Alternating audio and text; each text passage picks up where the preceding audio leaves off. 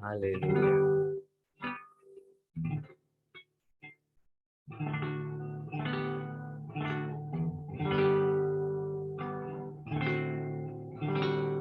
Yesus, Kau sungguh baik.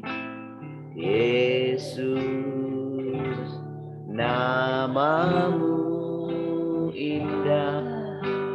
Yesus, ku cinta Kau selalu. Ku tinggikan, ku agungkan selamanya. Yesus, Yesus, Kau sungguh baik. Yesus, namamu indah. Yesus, ku cinta Kau selalu. Ku tinggikan, ku agungkan selamanya. Ku mau memuji-Mu, ku selalu puji-Mu. Ku mau menyembah-Mu, ku selalu sembah-Mu. Kau yang layak terima semua pujian, kemuliaan hanya bagi Tuhan. Oh Yesus, Yesus, Kau sungguh baik. Yesus, namamu indah. Yesus, ku cinta Kau selalu. Ku tinggikan, ku agungkan selamanya. Ku mau memuji-Mu, ku selalu puji-Mu. Ku mau menyembah-Mu,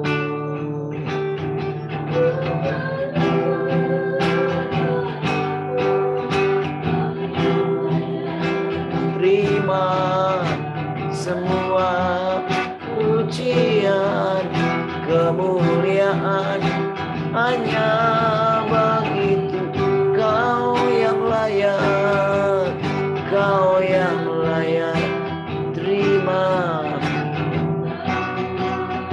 pujian, kemuliaan hanya Kau yang layak. Kau yang layak terima semua pujian,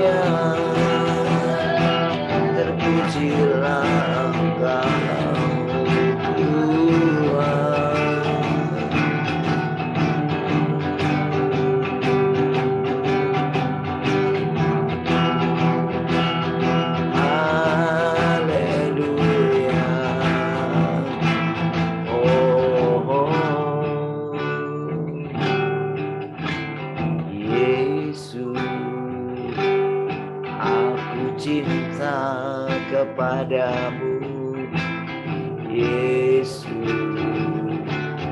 Aku cinta kepadamu, Yesus. Aku cinta kepadamu, Yesusku. Aku cinta kau, Yesus. Yesus, aku cinta kepadamu, Yesus. Aku cinta kepadamu, Yesus. Aku cinta kepadamu, Yesusku. Aku cinta kau dengan segenap jiwaku. Hanya Engkau yang patut disembah, Yesus. Tak terukur kasih-Mu, Yesus. Sungguh ku cinta Kau dengan segenap hatiku, dengan segenap jiwaku. Hanya Engkau yang patut disembah, Yesus. Tak terukur kasih-Mu, Yesus. Sungguh ku cinta Kau, Yesus. Kami cinta Kau, Yesus. Aku cinta kepadamu, Yesus. Aku cinta kepadamu, Yesus. Aku cinta kepadamu, Yesusku. Aku cinta Kau dengan segenap hatiku, dengan segenap jiwaku. Hanya Engkau yang patut disembah, Yesus. Tak terukur kasih-Mu, Yesus. Sungguh ku cinta Kau dengan segenap hatiku, dengan segenap jiwaku. Hanya Engkau yang patut disembah, Yesus. Terukur kasih-Mu, Yesus. Sungguh ku cinta Kau, Yesus. Terukur kasih-Mu, Yesus. Sungguh ku cinta Kau, Yesus. Sungguh ku cinta Kau. Haleluya, kami cinta Kau. Terpujilah Engkau selamanya. Syukur kami naikkan setiap saat di tatamu.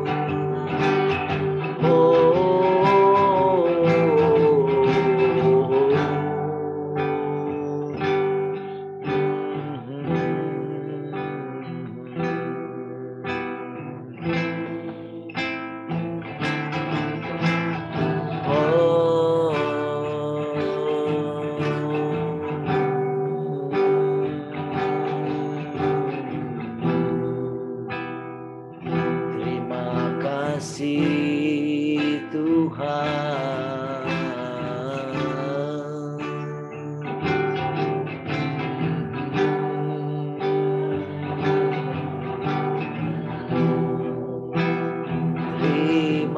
kasih Tuhan.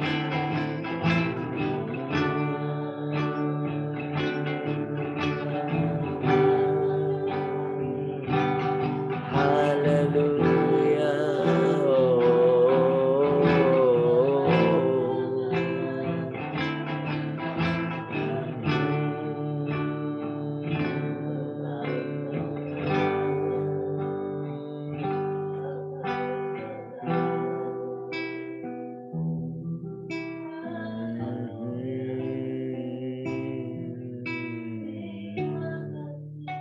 Terima kasih Bapak Surgawi, kami bersyukur pagi hari ini. Kami bersyukur kembali dapat bersekutu dengan Engkau. Bersekutu dengan firman-Mu, dengan perkataan-perkataan-Mu Tuhan. Terima kasih, kami bersyukur. Kau berikan kami hati yang lapar dan haus. Oh, terima kasih Tuhan. Engkau menarik hati kami untuk dapat melekat dengan hati, supaya kami dapat mengasihi Engkau dengan hati kami. Boleh terus mencintai Engkau dari hari ke hari dengan segenap hati, segenap jiwa, segenap kekuatan kami. Engkau melumasi mata kami sehingga kami dapat memandang Engkau semakin hari semakin jelas. Terima kasih. Hidup-Mu berlimpah-limpah bagi kami Tuhan. Terima kasih. Oh, dengan segala ketekunan-Mu Tuhan, Engkau menarik kami kepadamu. Kami bersyukur. Oh, boleh ada di dalam rumah-Mu. Kami boleh berjalan bersama-sama dengan Engkau Tuhan. Kami boleh mengikut Engkau. Pagi hari ini kami rindu kembali makan daripada perkataan-perkataan-Mu Tuhan. Silakan. Kami menyambut Engkau pagi ini. Oh, kami menyambut Engkau dengan penuh kasih Tuhan. Haleluya. Terpujilah Engkau Tuhan. Mari semua umat Tuhan yang mengasihi Tuhan sama-sama katakan amin.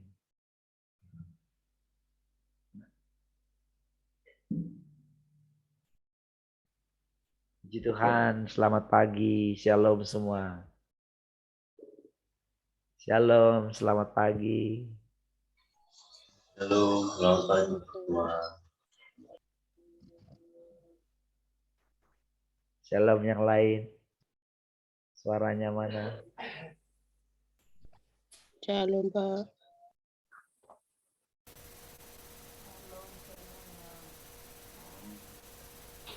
Shalom semua, selamat pagi.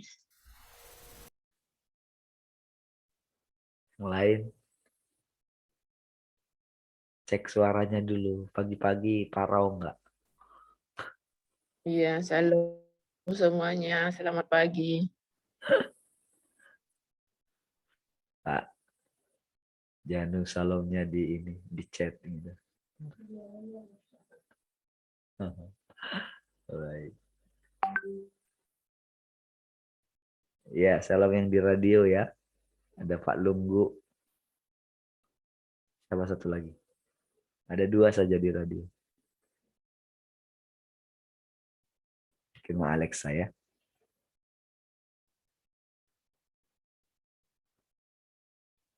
Baik, puji Tuhan. Haleluya. Ada yang mau cerita pagi ini? Ada yang mau share? Silahkan.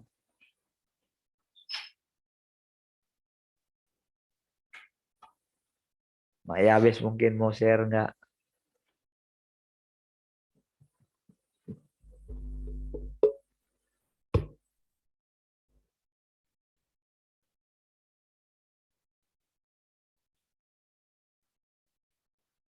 Tidak. Pak Twin.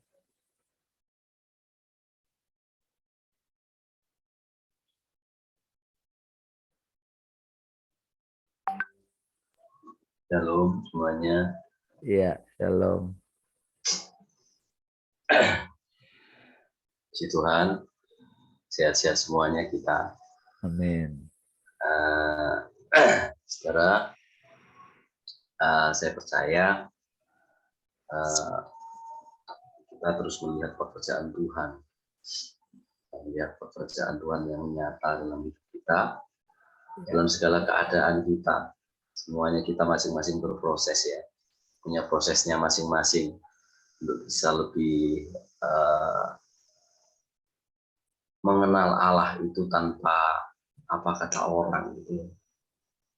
Saya percaya, saya punya pandangan bahwa mengikuti pergerakan Tuhan itu tidak itu mesti apa ya, sangat fleksibel, artinya dinamis, bergerak terus, tidak terjebak dengan satu kerangka, dalam satu organisasi, dalam satu apa namanya ya, seperti pewahyuan saja, ya, akhirnya membuat kita terjebak di situ, nggak kita memagarinya dengan pengertian kita sendiri. Nah, jadi dengan begitu kita akan lebih mudah, gitu ya, lebih mudah mengenal Tuhan dengan melihat sesuatu yang terus baru. Gitu. Ketika saya merenungkan gitu ya, bahwa seperti contohnya ketika Tuhan mau bayar pajak gitu yang kemarin disampaikan beberapa waktu yang lalu gitu ya, ternyata yang sibuk ikannya juga sibuk gitu ya, untuk ingin memberkati, istilahnya bekerja untuk pekerjaan Tuhan gitu ya. Jadi yang saya renungkan begini, ketika Tuhan hidup di tengah-tengah orang-orang Israel, orang-orang Yahudi pada saat itu ya, orang-orang Farisi, dia hidup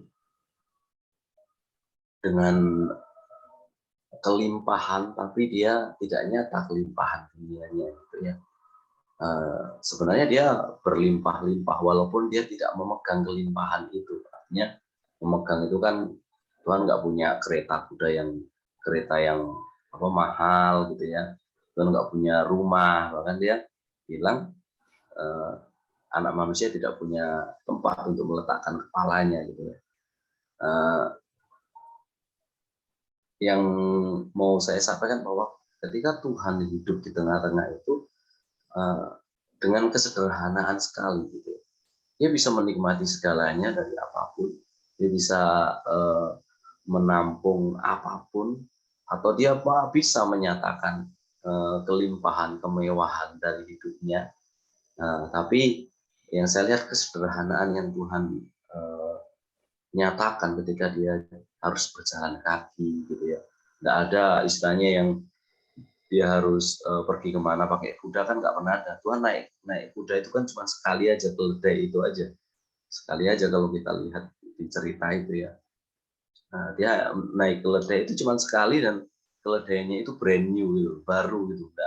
Nggak apa namanya, itu menyatakan bahwa walaupun Tuhan hidup sederhana begitu, dia mampu melakukan sebenarnya, dia menunjukkan bisa gitu.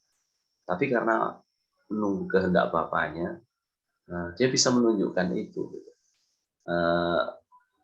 Bagi saya ke depan apa yang akan terjadi, tidak ada gunanya manusia sebenarnya menumpuk harta, tidak ada gunanya manusia memiliki semuanya. Apa gunanya kamu memiliki semuanya dalam kehilangan nyawamu, katakan kan. Jadi yang terpenting adalah jangan sampai hilang apa yang kamu pegang gitu setiap hari gitu. Kemarin gitu anak saya punya keinginan gitu ya, ingin bertemu sama teman-temannya gitu kan.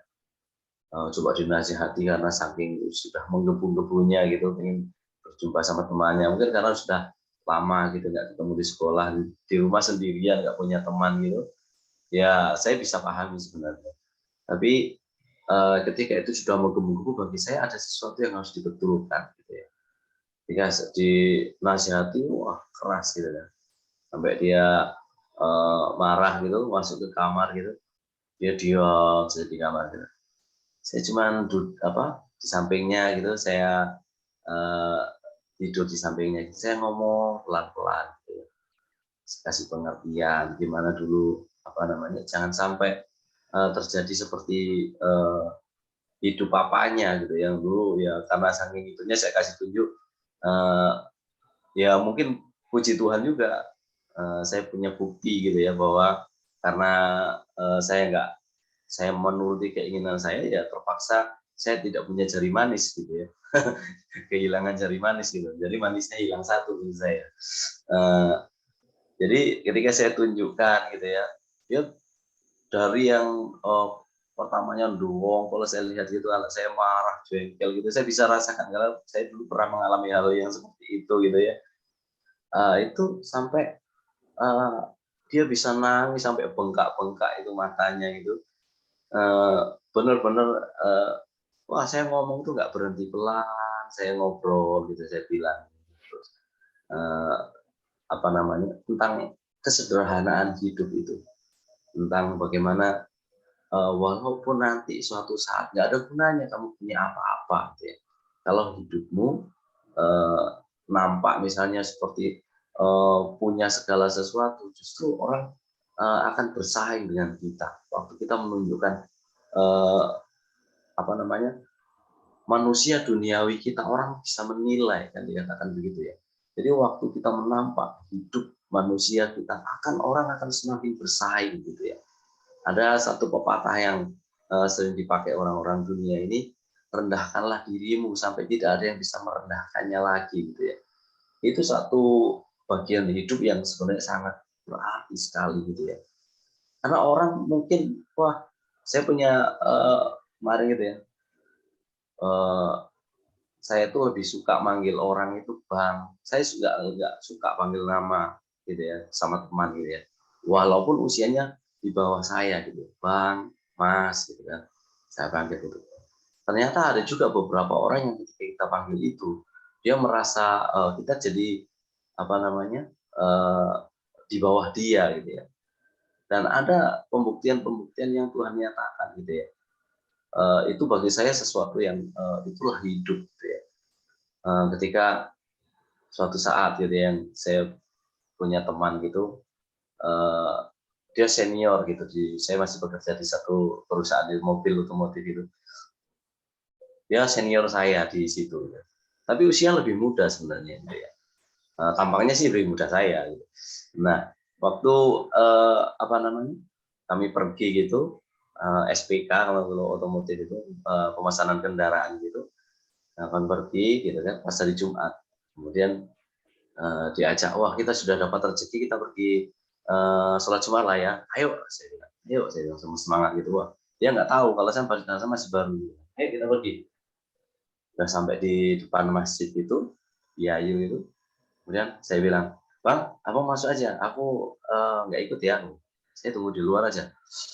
Loh, kamu nih sudah dikasih rezeki, tuh Allah sudah memberikan rezeki kelancaran sama kita, kok kamu nggak mau pergi gitu ya, mau Jumatan gitu. Nggak apa-apa, abang di situ aja, nanti aku hari Minggu, saya bilang. Hah? Kaget dia, tersentak gitu. Dia nggak percaya dia kan, nggak percaya. Ya mungkin karena kadang-kadang saya pakai jenggot gitu ya, kadang-kadang tampang saya ini kan tampang-tampang mereka gitu ya. Jika udah itu, wah dia nggak percaya sekali, direbut dompet saya gitu ya. Waktu direbut dompet saya itu, dilihat, hah, ternyata kamu Kristen gitu kan. Iya, makanya saya hari Minggu, ya nggak apa-apa, aku tungguin di sini. Nggak mau lah kalau kayak gitu, aku sendiri gini. Ya, kamu tadi bilang, kita sudah dikasih kelencaran, dikasih rezeki sama Gusti Allah, kenapa kamu malah kayak gini sih bilang. Sudah pergi sana, saya tungguin.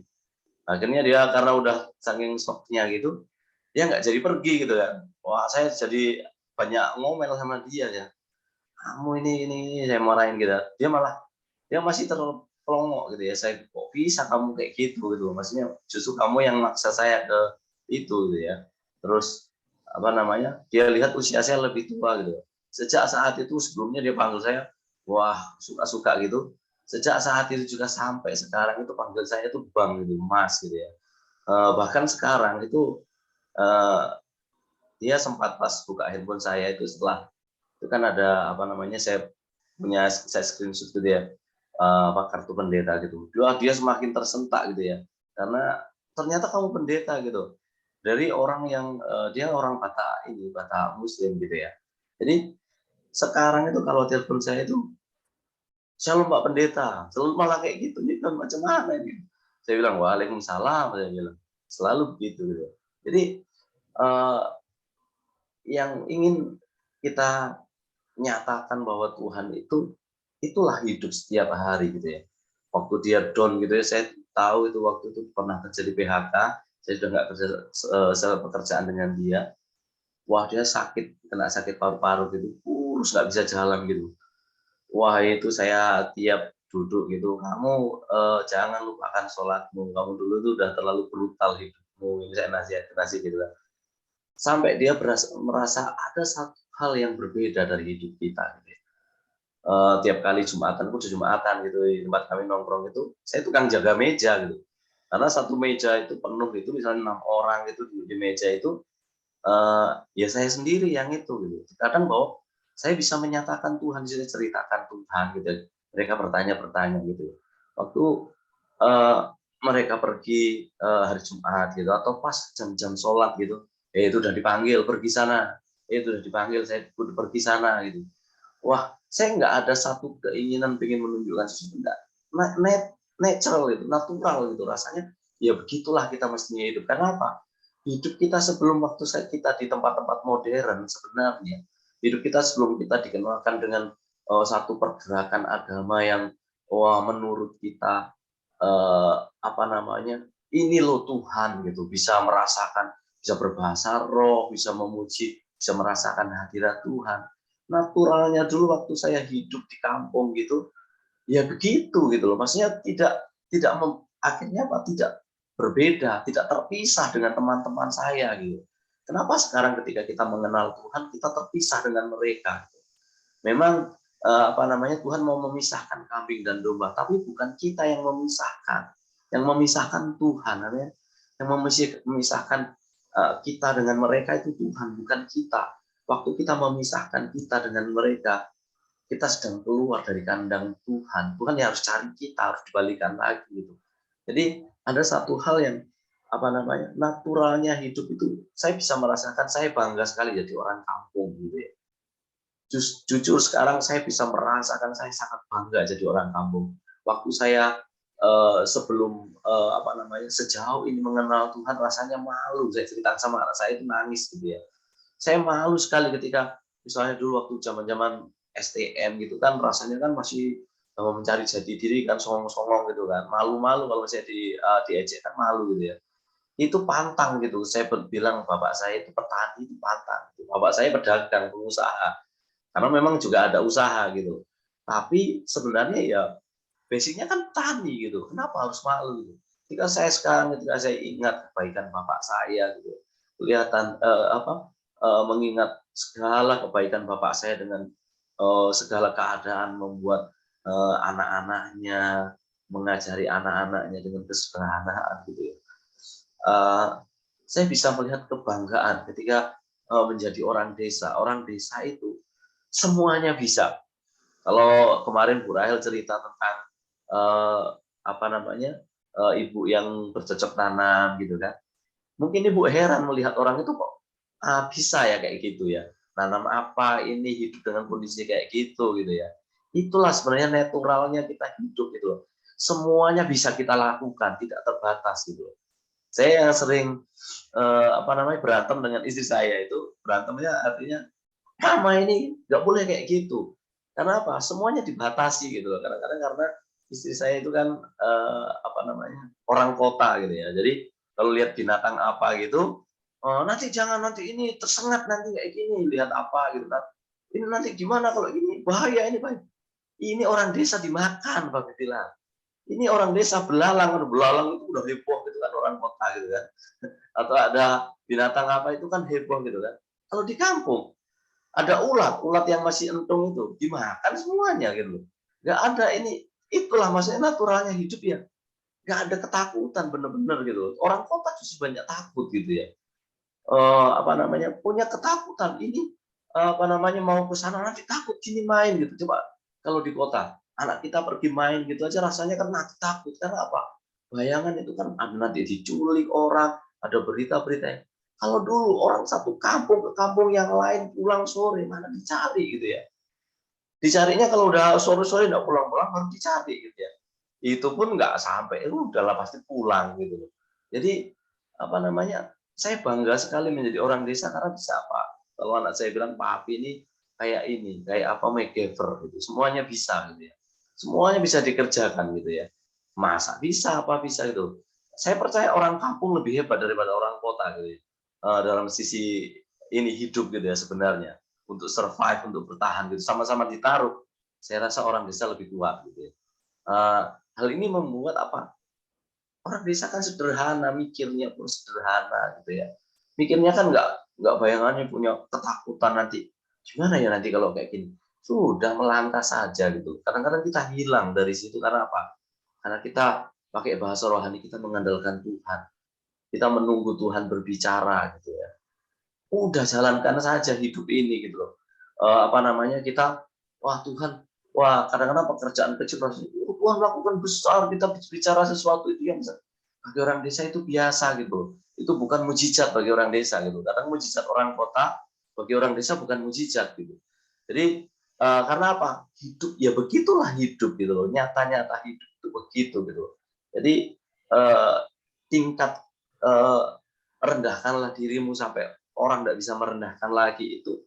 Ya artinya bukan berproses ke orang yang merendahkan kita, prosesnya ke kita. Siap nggak kita direndahkan, kita nggak dianggap, kita nggak apa namanya, dianggap punya apa-apa, kita nggak dianggap rohani, kita nggak dianggap wah punya pewahyuan yang hebat, kita nggak dianggap punya dari sisi rohani gitu ya, atau kita nggak dianggap dengan segala yang kita miliki. Tapi orang merasakan ada Tuhan dalam hidup kita.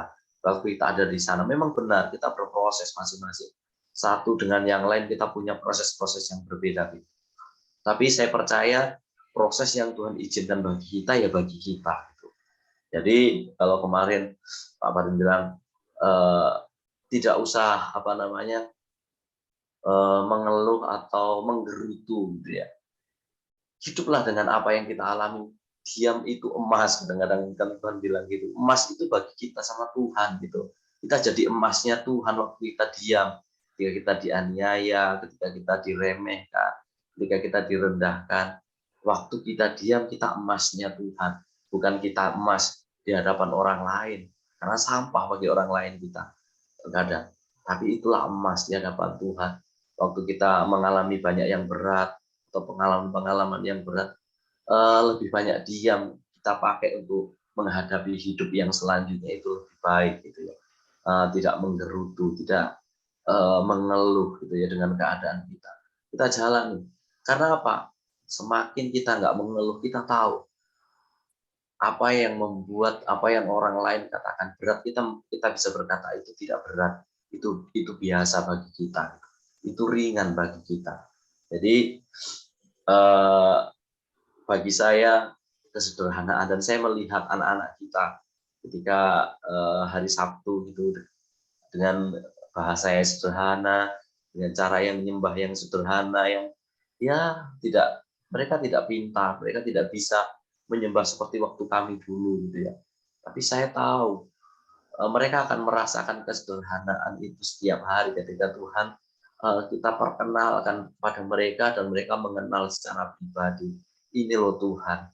Tuhan itu ya hidupmu itu setiap hari, bukan perkataan, bukan omongan-omongan kita saja gitu ya. Tapi hidup kita, pengalaman kita, jika mereka melihat itu akan membuat mereka bisa berjalan gitu ya. Haleluya. Mungkin itu yang saya membagikan. Tuhan memberkati kita semua. Amin. Baik, puji Tuhan ya. Oke ya. Baik, saudara. Kita lanjutkan ya. saudara diberkati ya tadi ya dengan apa ya pengalaman ya. Pengalaman sebetulnya kenapa rasanya kita itu kok kayak begitu kita sudah menjalani banyak hal tentang Tuhan, kan banyak kan sebetulnya yang Tuhan kerjakan kan sampai dengan hari ini. Bagaimana kita sampai dengan hari ini kan tentu juga karena pengalaman kita akan Tuhan toh. Ya enggak, kita bisa melihat semua, kita bisa menjadi rasanya seperti ini bilang malu sekali rasanya gitu. Padahal sebetulnya Tuhanlah yang membuat hal itu. Membuat kita bisa merendahkan diri, membuat kita punya apa ya keberanian untuk rela kehilangan nyawa. Itu Tuhan yang ngerjakan sebetulnya dengan penghajaran yang kita alami, yang membuat kita bisa menjadi rasanya malu seperti itu. Lihat, kalau kita bandingkan dengan kita dulu gitu, sebetulnya bukan berarti yang dulu itu lebih baik daripada yang sekarang, bukan. Yang sekarang itu adalah kita sudah melewati perjalanan yang panjang gitu. Kita melihat bahwa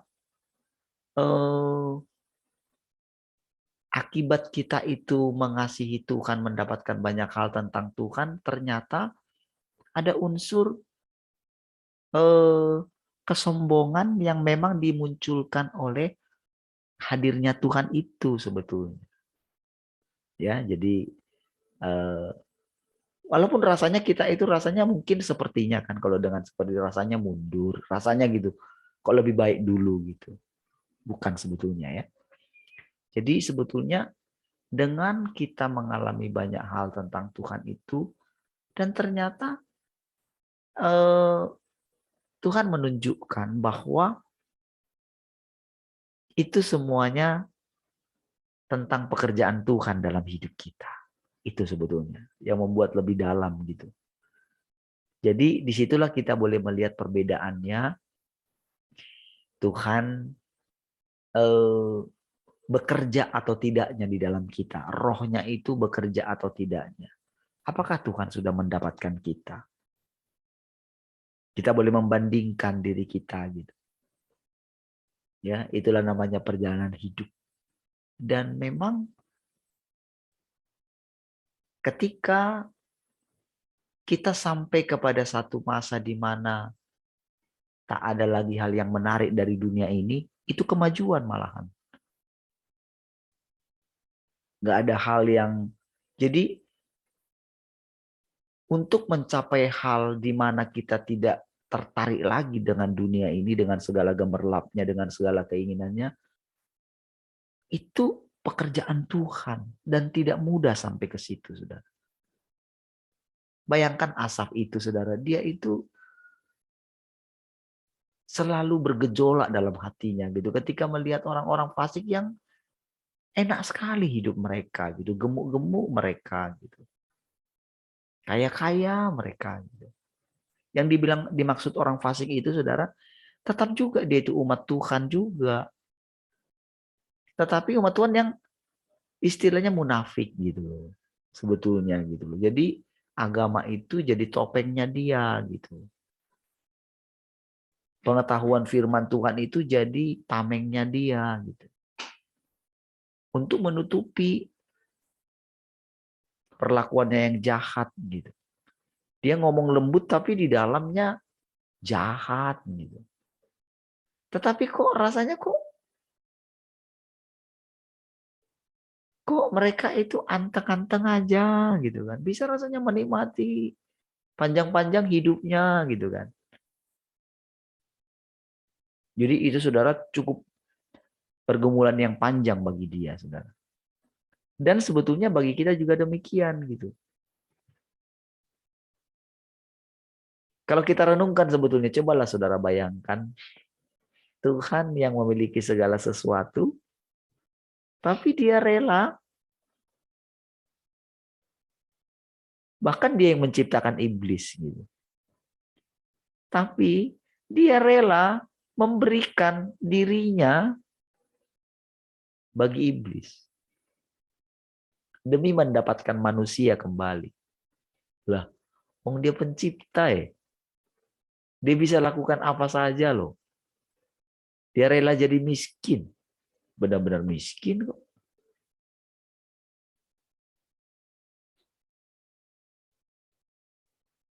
Coba saudara perhatikan, saudara. Kemarin saya 1 harian itu bantu ini ya, Pak Denny bikin kamar untuk anaknya ya di rumahnya gitu. Karena dia mau belajar juga. 1 harian sampai malam. Gitu. Saya ikut dengan dia, saya bawa barang. Wah, dia itu rasanya malu sekali gitu ketika saya ngangkat barang di belakang gitu. Cukup berat juga gitu. Waduh, kayaknya rasanya kan pendeta gitu kan, gembala juga. Dilihat dia seperti itu, kaget juga gitu. Dan benar-benar ya saya kerjakan itu sambil sharing gitu ya. Dari situ saya bisa masuk tentang bagaimana sih sebetulnya kita menjalani hidup ini. Gitu. Bukankah pengetahuan yang kita peroleh itu, cobalah. Jadi dia suka cerita bagaimana di tempat dia sekarang gitu ya, bagaimana membicarakan terus berkat. Pendetanya juga begitu. Gitu. Lalu karena memang dia punya prinsip dari segi pengalaman, memang kalau saya perhatikan cukup ini juga ya, lama menganggur gitu ya, mengalami banyak hal gitu ya. Tapi dia punya prinsip yang benar adalah bahwa enggak lah, kalau berkat itu masa kita berdua terus untuk berkat kita, itu sesuatu yang salah sekali gitu. Tapi bayangkan bagaimana dia yang punya prinsip ini di tengah-tengah orang yang terus masih berkat gitu. Gembalanya juga demikian gitu di tempat yang baru ya. Coba saya bilang, kira-kira kalau dia selalu bergumul untuk menyampaikan sesuatu gitu. Gimana masih terus di area situ, saya bilang. Gimana lah kira-kira kalau Bapak jadi gembalanya jemaat itu? Gimana coba?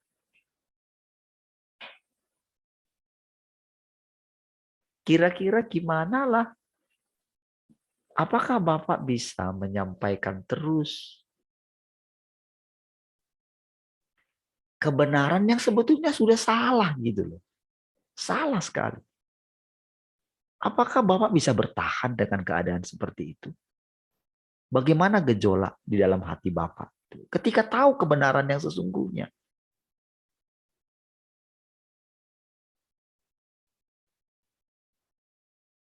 Sama kan dengan kita sekarang.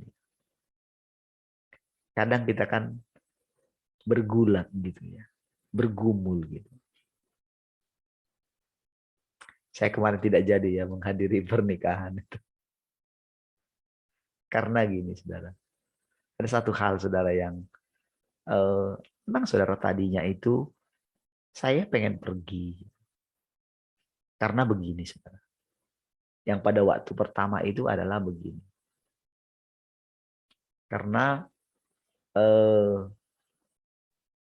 ada kerinduan dalam hati saya gitu kan, memang kita akan dipulihkan semua gitu. Jadi saya sebetulnya yang paling bermasalah dengan beliau ya. Karena perlakuannya yang boleh dikatakan kejam juga terhadap saya gitu. Kearoganannya, kesombongannya gitu ya. Bagaimana dia tidak tahu kalau saya ditugaskan untuk menggantikan beliau dulu gitu ya. Kalau saya, seandainya saya mau gitu, sudah, saya akan menggantikannya di sana. Tapi begitu kami keluar dari itu, cara pandangnya terhadap saya merendahkan itu gimana gitu ya. Tapi dalam hati saya, saudara, saya tahu juga. Jadi ketika meninggal istrinya, jadi yang paling membuat memang nggak bisa itu karena begini. Jadi kemarin itu abang saya ngajak gitu, supaya kita berangkat bareng katanya gitu. Saya nggak di rumah, handphone saya memang nggak saya ini ya. Jadi saya nggak angkat handphone karena di tempat Pak Denny. Jadi aja nggak pergi, gitu. Tumben katanya gitu. Karena dia heran juga ketika waktu kita dulu yang meninggal itu istrinya ya. Itu kan diantara semua yang ini istilahnya uang duka kita itu ya lebih banyak lah. Pokoknya di atas semua lah yang ini di daftar itu gitu kan. Sampai dia bilang sama saya, bang saya ini bilang, kok banyak sekali katanya gitu. Iya kan dulu kan gembala kami gitu. Jadi saya share ke jemaat gitu, bahkan itu nambah lagi, memang akhirnya ada nambah lagi, akhirnya saya transfer lagi gitu kan. Jadi ya pikiran dia mungkin ya saya inilah gitu ya. Karena memang ada dalam hati saya seperti itu. Tapi saudara, ketika saya tanya gitu ya ke jemaat yang istilahnya ya mungkin harusnya sih tidak terlalu peduli dengan itu. Maksudnya paling ya sudah pergi aja nggak ada masalah kira-kira begitu kan. Tapi dari yang saya tanya ini satu pun tak ada yang, bahkan ada salah satu itu yang sangat tidak setuju saya pergi. Bahkan ketika saya tanya Pak Denny pun nggak setuju juga. Saudara, saya diam-diam dalam hati saya begini. Kan secara firman Tuhan kan nggak masalah Tuhan. Bahkan ada kayak Pak Berton itu kan sampai 3 kali, ketiga yang sekarang meninggal juga dua-duanya. Yang kedua, ini kan ketiga. Dan itu jemaatnya dia dulu kan. Gitu. Dan ya biasa aja gitu. Karena sudah meninggal. Sama juga 1 tahun juga meninggalnya. Gitu. Tapi kali ini saudara yang membuat ini gitu, memang saya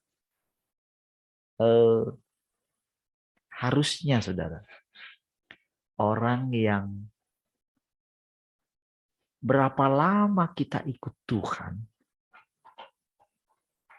harusnya kan membuat kita ini kan untuk hal-hal dunia, untuk hal-hal jasmani kan harusnya kan makin kita tinggalkan toh. Masalah kebutuhan, ya kebutuhan laki-laki dan perempuan secara ini ya. Itu kan harusnya kan makin lama kan bukan itu lagi prioritas kan. Bayangkan saudara usia 53 ya. Istilahnya kayak mau memulai satu apa namanya pernikahan gitu ya. 53 loh. Berarti kan dia harus ngikut dengan istilahnya ya istrinya yang masih perawan gitu. Dengan apa namanya dengan tampilan kayak gitu berarti kan dengan, jadi ada yang posting juga di Facebook itu fotonya besar sekali gitu. Foto itunya praweddingnya gitu di depan jadi menyambut tamu itu gitu. Saya benar-benar dalam hati Tuhan terima kasih saya tidak ikut ke situ gitu. Karena rasanya selain itu saudara, istrinya yang dulu itu MC kami menikah gitu. Bagaimana gitu. Memang nggak bisa memang ya. Tapi satu hal gini. Sekian lama menjadi hamba Tuhan gitu. Ketika jemaat kita yang saya tanya itu benar-benar tidak setuju gitu, tidak setuju yang gini, masa sih sudah tua gitu masih mau menikah?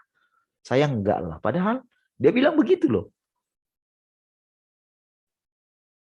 Yang kalau lihat mungkin ya kadang-kadang bolos juga gereja, nggak mau ibadah gitu, tapi dalam hal itu kok bisa punya prinsip seperti itu ya? Enggak lah, saya nggak mungkin, nggak terpikir lah kayak gitu dia bilang. Apalagi pendeta dia bilang. Usianya juga sudah sekian, katanya. Jadi benar-benar tidak setuju. Apapun alasannya dia bilang. Sampai saya bilang, masa kalau kamu mungkin di posisinya, ya kamu tahulah laki-laki. Enggak, saya enggak.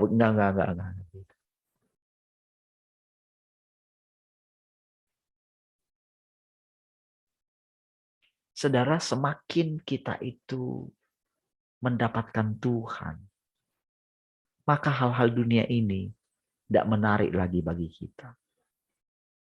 Harusnya seperti itu, saudara.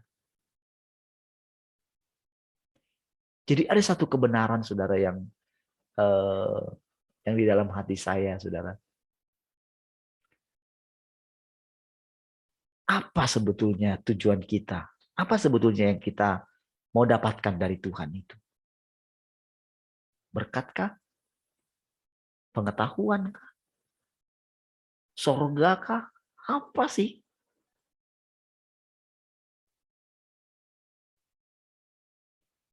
Adakah hal yang lain yang lebih menarik bagi kita selain Tuhan? Adakah hal lain di dunia ini yang mempesona kita selain Tuhan? Kalau benar Tuhan mempesona hati kita, kenapa kita masih punya keinginan yang lain?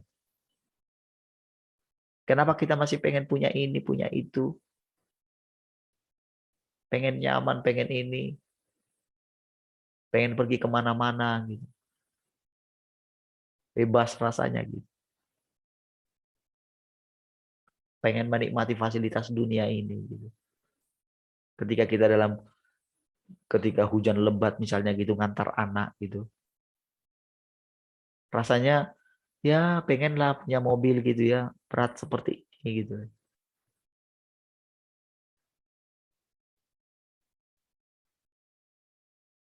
Ketika mungkin pas hujan lebat itu mantel kadang bocor lagi gitu kan. Kita selalu, sebetulnya itu semua ujian bagi kita. Apakah benar aku ini segalanya bagimu? Dan kalau aku segalanya bagimu, apakah setiap hari engkau bisa mengarahkan hatimu kepadaku? Bukankah setiap hari engkau boleh melihat sendiri keadaan hatimu yang tidak melekat kepadaku, kata Tuhan. Ketika aku tunjukkan kasihku kepadamu,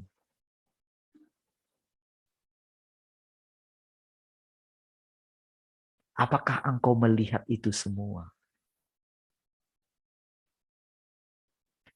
Jadi saudara, ketika saya di situ saya benar-benar ini, iya ya Tuhan.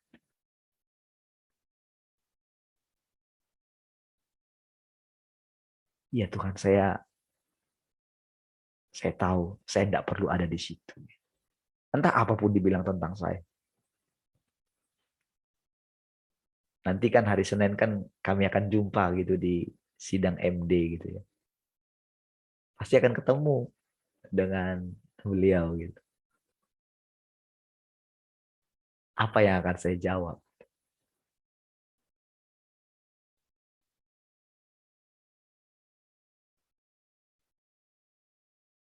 Apakah saya akan menghindar? Gak mungkin. Kami cuma 100 orang kok. Makan sama-sama pasti sama-sama antri nanti. Apa yang akan saya bilang?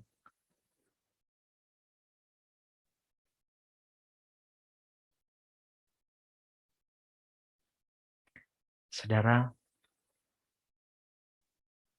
ada banyak hal yang Tuhan kerjakan dalam kita selama 1 tahun ini, saudara.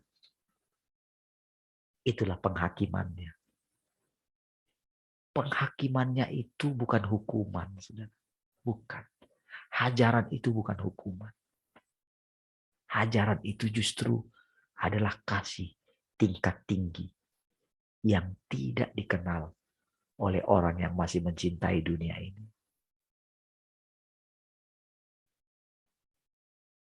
Saya ajak kita membaca kebenaran ini, saudara. Saya pembacaan saya sampai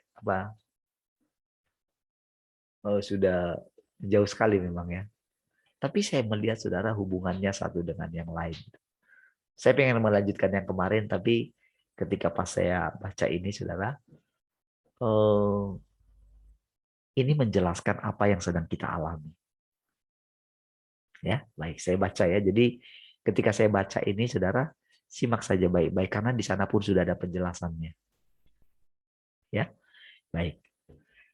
Nasihat dan penghiburan Tuhan untuk manusia, itu ininya ya, temanya.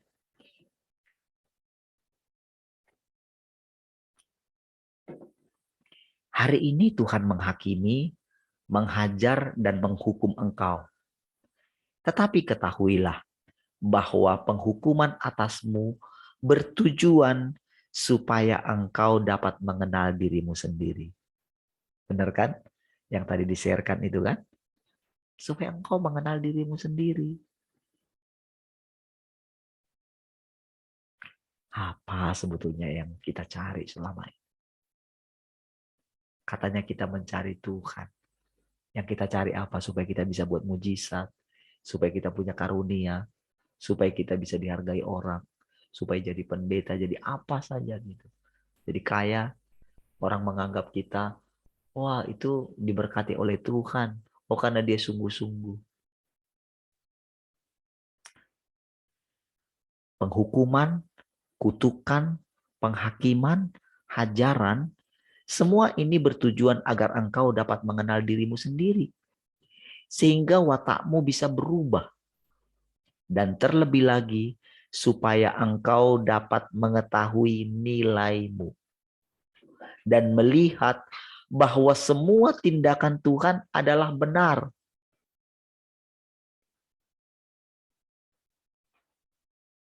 Kadang-kadang kita kan masih menyalahkan. Kadang-kadang kita punya permintaan kecil sama Tuhan. Ya kenapa aku nggak boleh Tuhan? Kenapa aku nggak boleh punya rumah? Kenapa aku nggak boleh punya ini? Kenapa ya Tuhan? Ke orang lain kok bisa sama-sama kami? Kadang-kadang ada terbersit sedikit gitu. Misalnya tadi bilang, anaknya tadi ya.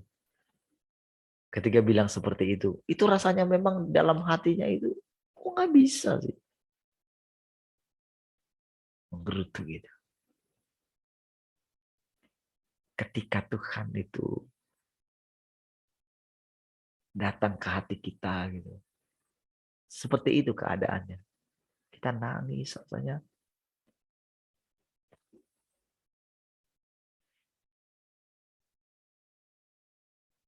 Karena apa saudara? Kita melihat Tuhan itu bahkan merendahkan diri jauh lebih rendah daripada kita merendahkan diri. Kita nggak bisa mengalahkan Tuhan dalam kerendahan hati, saudara. Dia Tuhan, tempat yang paling tinggi. Apakah kita pernah mencapai tempat yang paling tinggi dalam segala hal? Dari segi hikmat, dari segi kuasa? Pernahkah? Mungkinkah? Dia pencipta. Tapi yang paling tinggi itu merendahkan diri lebih rendah dari kita. Coba gimana?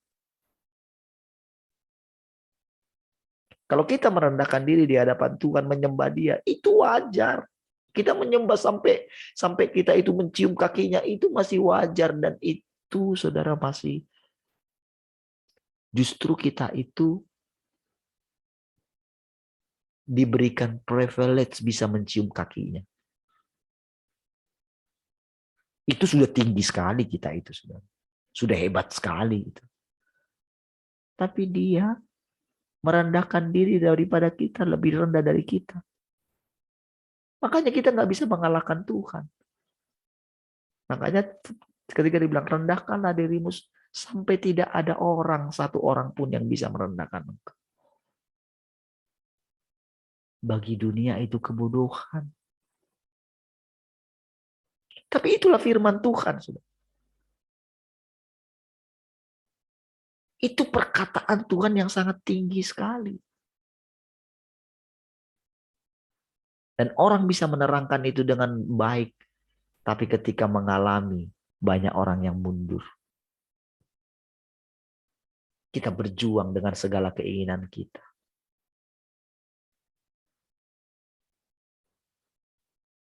Itulah ujian-ujian yang kita alami, saudara. Itu panjang, saudara, ujian itu. Tapi setiap kita mau melewati ujian itu tanpa sungut-sungut, kita selalu dapat upah, yaitu hidupnya Tuhan.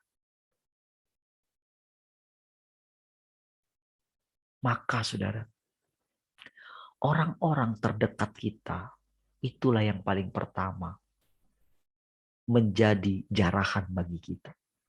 Iya, saudara. Bahkan musuh kita yang paling bermusuhan dengan kita, itulah upah pertama kita. Untuk mereka itu diperdamaikan dengan kita. Itu pekerjaan Tuhan. Itu bukan usaha kita.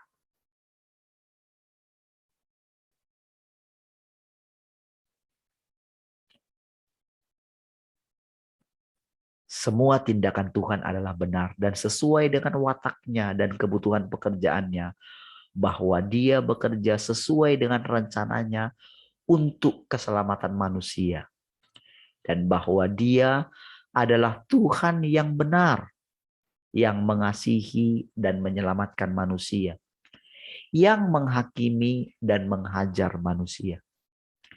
Jadi saudara, dalam hal ini ketika menyampaikan ini, saudara, ini Tuhan yang menyampaikan ini seperti pihak ketiga gitu. Jadi bukan berkata aku, bukan gitu ya. Kadang-kadang dia pakai orang ketiga gitu. Dia menceritakan dirinya sendiri, menceritakan tentang dirinya. Ini yang bahasa yang sedang kita baca ini.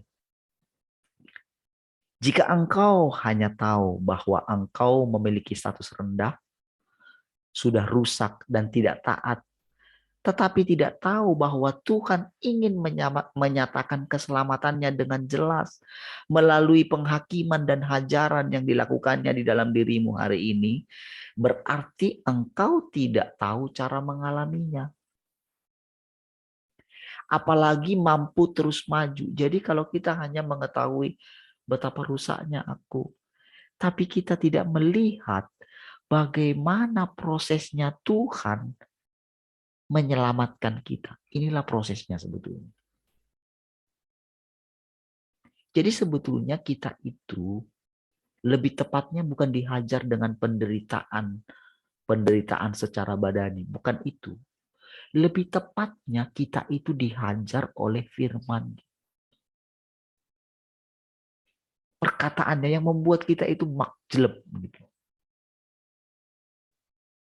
Jadi saudara, perkataannya itu jadi ada di perkataan yang lain dibilang begini.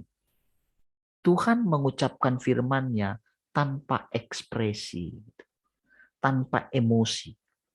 Jadi sebetulnya emosi yang kita rasakan, rasanya marah itu Tuhan, itu bukan emosinya Tuhan. Tuhan itu stabil. Jadi kita ini sebetulnya yang merasakan gejolak di dalam. Jadi ketika Musa menulis, maka pilulah hati Tuhan. Sebetulnya yang merasakan pilu hatinya Tuhan itu adalah si Musanya.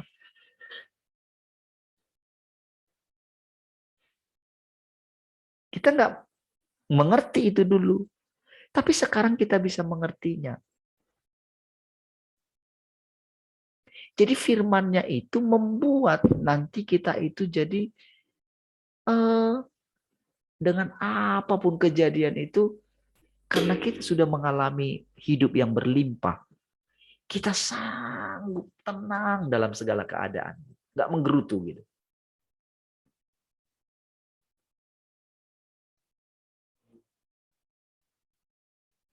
Dengan keadaan apa saja.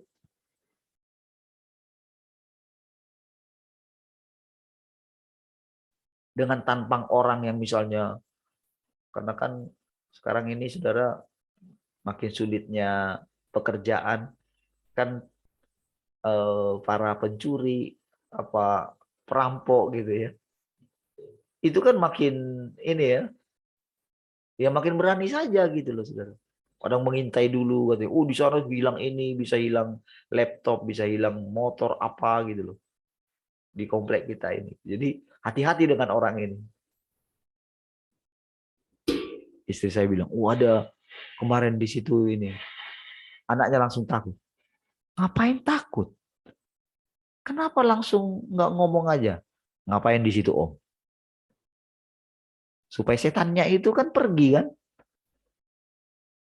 Kan dia yang bawa setannya. Tapi kalau kita katakan ngapain situ Om, kita ini kan lagi ngintai ya, bisa lagi gitu. Kan karena ketakutan kita kan yang membuat orang menekan kita kan. Udah ada anak-anak di depan. Wah, kena gimana gitu. Ngapain anak-anak itu situ? Kata istri saya. Loh, tanya aja. Oh, karena tampaknya karena anak pang gitu. Emang kenapa? Saya ke depan. Ngapain di situ, Nak? Dek, duduk-duduk aja, Om, katanya.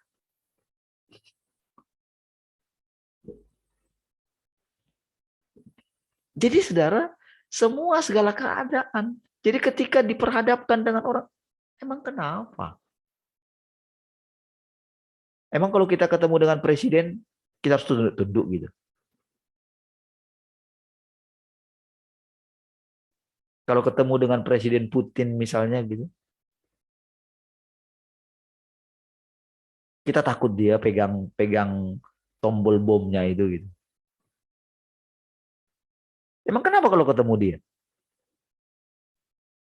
Ada masalah kah? Apakah dia lebih besar daripada Tuhan yang kita datangi setiap hari? Kalau kita lihat orang kaya, yang sangat kaya sekali. Sekarang kan banyak orang pamer ya. Sultan-sultan. Memamerkan semua ininya. Semua benda-benda yang dimiliki gitu. Apakah dia lebih kaya daripada Tuhan yang bersama kita setiap hari? Apakah hari ini ada mekar, nanti sore sudah layu?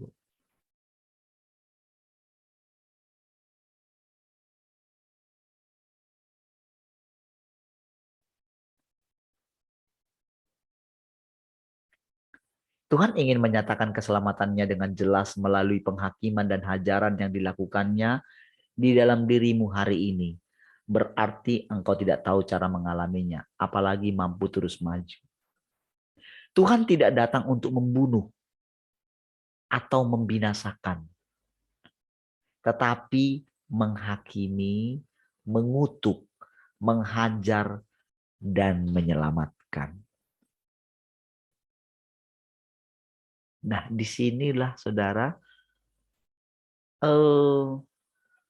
pekerjaan Tuhan terhadap umat Tuhan sejak awal terhadap para orang kudus yang dianggap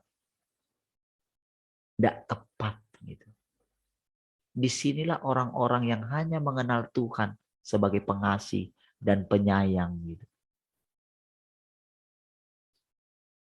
Panjang sabar. Mereka tidak mau. Mereka takut untuk dihakimi. Mereka takut untuk dihajar. Mereka takut dianiaya. Sehingga apa? Mereka punya prinsip. Wah, jangan sampai mengalami kesusahan besar. Apakah pekerjaan Tuhan bisa berhasil bagi orang itu? Jadi untuk apa dia itu sampai datang menjadi manusia? Untuk apa dia sampai disalibkan? Untuk apa? Supaya dia melenyapkan kita dari segala ketakutan akan hal apapun. Yang sedang kita hadapi itu iblis. Si jahat yang ingin menyamai yang maha tinggi. Yang ingin membunuh, membinasakan. Mencuri, membunuh, membinasakan. Tuhan tidak datang mencuri, membunuh, membinasakan. Dia datang menghakimi, menghajar, dan menyelamatkan. Aku datang supaya kamu punya hidup. Bagaimana supaya kamu punya hidup itu? Aku akan mengerjakan di dalam dirimu, rela kehilangan nyawa. Karena hanya orang yang rela kehilangan nyawa lah yang akan mendapatkan nyawa atau hidup. Itulah yang sedang Tuhan kerjakan. Sekarang coba, apakah kita nggak mengucap syukur? Kita berada dalam keadaan ini. Orang punya segalanya, dia bersuka cita. Aduh, memang ya wajar lah.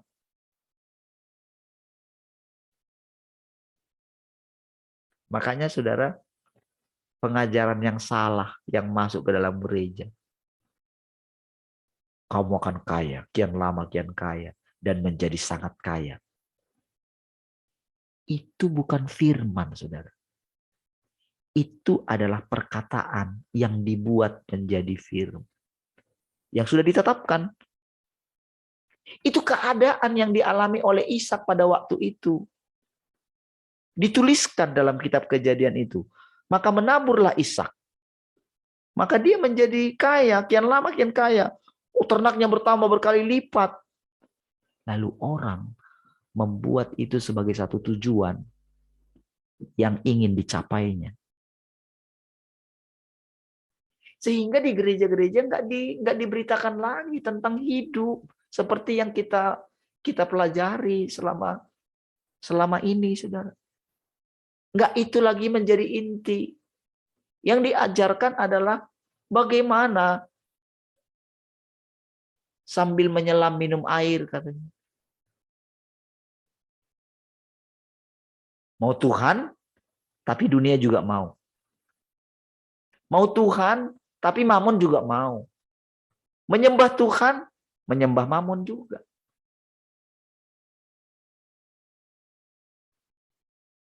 Makanya Tuhan nasihatkan,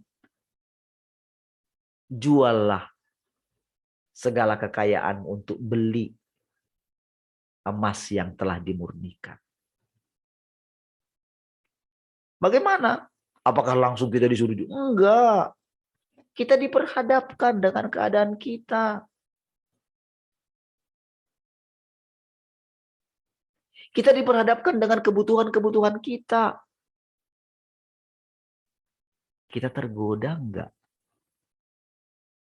untuk menyatakan kebutuhan-kebutuhan kita itu kepada Tuhan?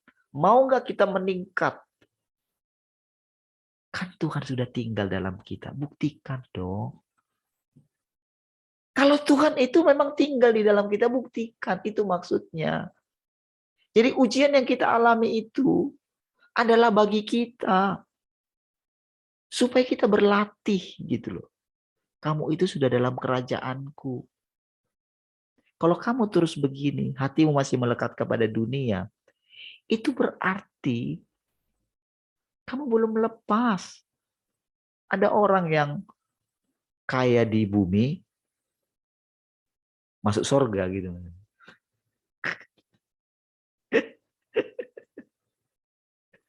Karena yang dibayangin dia juga, saudara. Surga itu, wow. Jadi sudah menikmati kekayaan di bumi gitu, berlimpah-limpah. Terus ketika mati dia, lalu Tuhan membuka pintunya. Silakan masuk, katanya. Kamu akan menikmati kekayaan yang lebih dari bumi, katanya. Itu kan kekonyolan yang benar-benar itulah yang diajarkan. Iya kok.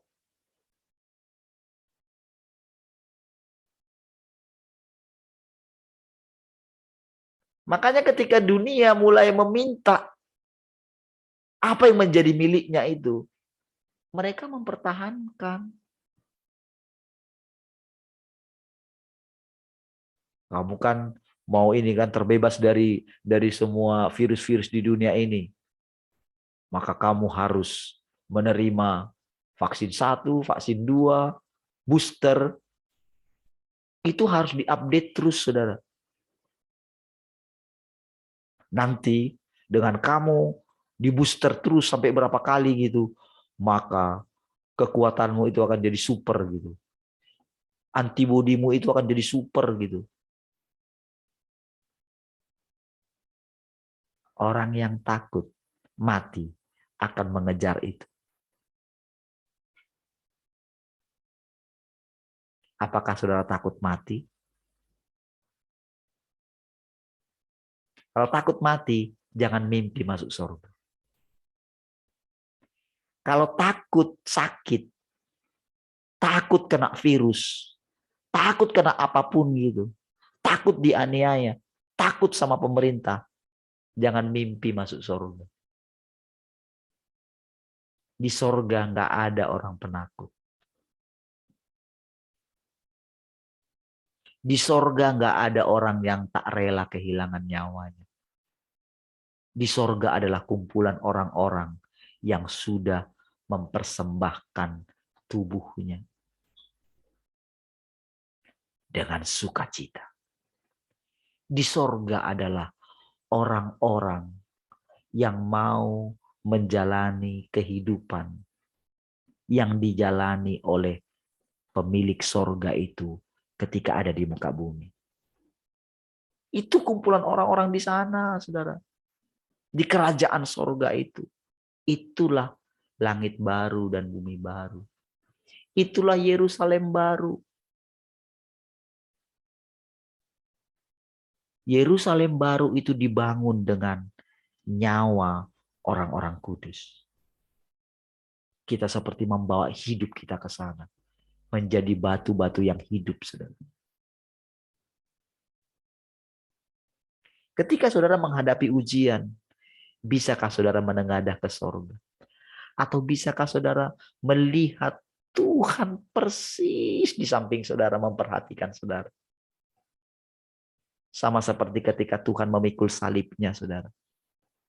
Kenapa dia bisa, saudara? Kalau saudara lihat film The Passion itu, ketika dia ini nggak kuat, dia memikul salibnya itu. Karena berat sekali. Itu diperhatikan, jadi bapaknya itu kayak di sampingnya dia loh. Walaupun dikatakan dia melihat ke atas gitu, bayangan kita dulu kan. Tapi lewat pengalaman kita tahu Tuhan mendampingi kita. Tuhan yang berinkarnasi itu. Jadi untuk mengalami Tuhan yang berinkarnasi itu dalam kita, yaitu lewat hidup kita ini, saudara. Kita mengalaminya. Menggerutu enggak kita? Ngomel enggak kita? Bisakah kita merubah semuanya itu menjadi satu penyembahan bagi Tuhan? Bisakah air mata kita itu benar-benar bukan air mata jengkel, tapi air mata karena kita diberikan kesempatan untuk mengalami apa yang pernah Tuhan alami.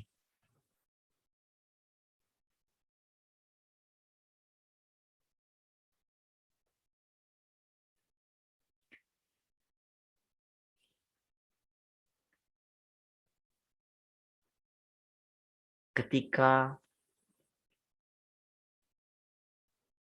kita nggak punya reputasi lagi,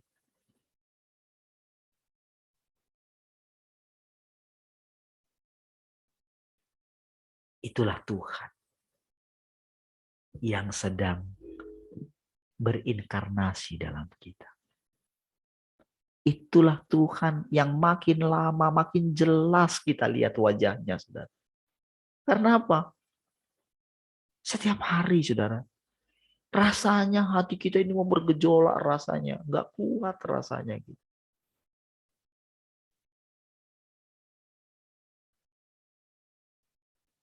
Tapi saudara, di saat yang sama, Tuhan datang memberikan kita kekuatan. Rasanya kita sudah tidak mampu. Tapi dia tahu waktu yang tepat menampakkan diri kepada kita.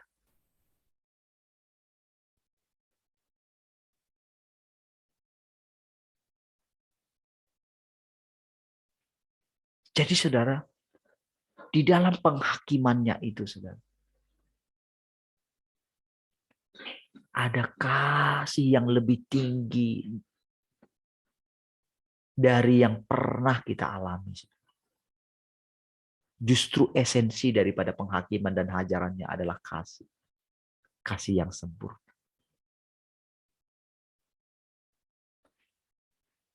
Saudara, kalau terus saudara mengalami memandang Tuhan, perjalanan yang sudah saudara lalui sejak saudara dari dalam kandungan, melalui banyak hal, sampai dengan hari ini.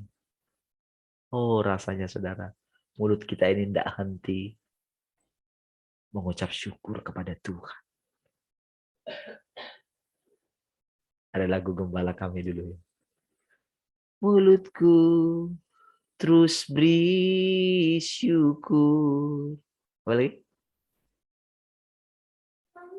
Kuasanya selamatkanku dalam derita dan sukarku, ku dipelukannya. Dia bawa ku masuk dalam rencana indah. Tahu nggak saudara, waktu itu saudara istrinya penyakit kanker ya. Ibu gembala kami dulu. Dia itu harus kan berobat ke Cina ya. Dan itu tempatnya sangat kecil sekali gitu katanya. Kalau cerita gitu. Ceritanya ke kami saudara. Apa yang dialami nanti sampai dia jual mobilnya waktu itu ya. Belum seperti sekarang kayak gimana gitu. Bagaimana dulu dia meninggalkan pekerjaannya gitu ya. Harus mengalami semua itu. Itulah lagu itu sebenarnya. Saudara, kalau kita diizinkan melaluinya, saudara. Dan bukan ada lagi begini, saudara. Oh, kalau kita nanti melewati ini akan begini. Oh, kan akan ini yang bukan. Tapi ada satu hal. Tuhanlah yang jadi upah kita. Itu dalam, saudara. Beneran. Ada sesuatu yang tak bisa dunia berikan. Dunia hanya bisa menawarkan. Mungkin kekayaan yang paling, hanya bisa itu.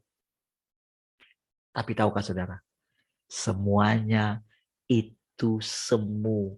Dan itu akan digulung, akan dibakar dengan api yang bernyala-nyala.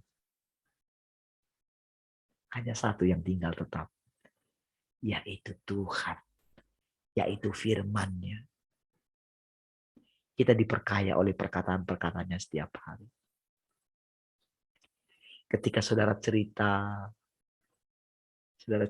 bagaimana saudara menjalani hidup saudara, bagaimana apapun yang saudara ceritakan saudara. Itu rasanya saudara, saya itu mau menangis gitu. Rasanya gitu, ada satu dalam hati saya begini. Menangis rasanya, kayak gini loh. Kayak Tuhan itu berbicara melalui saudara. Beneran. Dan itulah kehidupan di sorga. Orang-orang yang murni, saudara.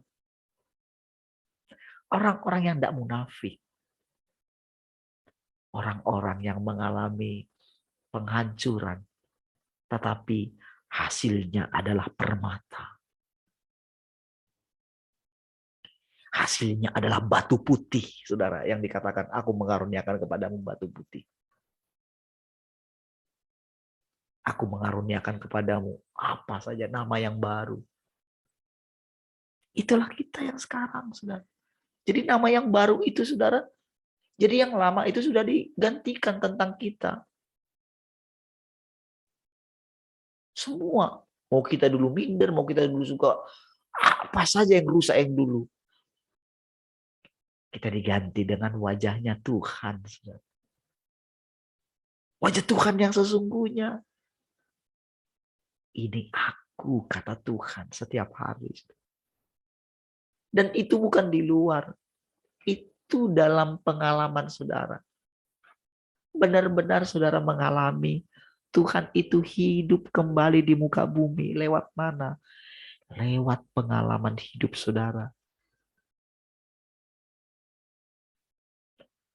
Saudara, apa yang kita alami setiap hari tak terlukiskan, saudara. Rasanya saudara, air mata kita saudara, benar-benar saudara itu rasanya